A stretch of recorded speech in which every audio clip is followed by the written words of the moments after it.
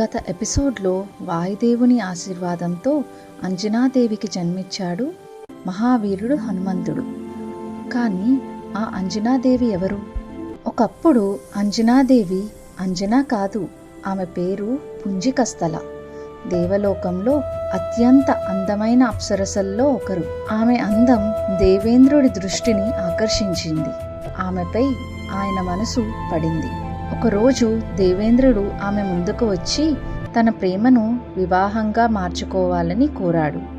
కానీ పుంజికస్థల ఆయన మాటలను తక్కువగా తీసుకుంది.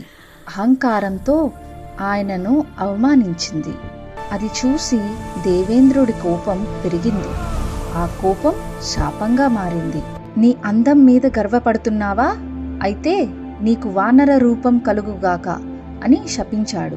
ఒక్క క్షణంలో ఆమె రూపం మారిపోయింది. దివ్య అప్సరస వానర రూపంలోకి మారింది. తన తప్పు తెలుసుకున్న ఆమె గాఢంగా పశ్చాత్తాపపడింది. తన గర్వం తన జీవితాన్ని మార్చేసింది. ఇప్పుడు ఆమె ఇక అప్సరస కాదు, అంజన. కానీ ఈ శాపం వెనుక దేవుని ఒక గొప్ప సంకల్పం ఉంది. అంజనా కథ ఇంకా పూర్తి కాలేదు. ఇక్కడి నుంచి ఆమె జీవితం ఎలా సాగింది తెలుసుకోవాలంటే తర్వాత ఎపిసోడ్లో చూద్దాం.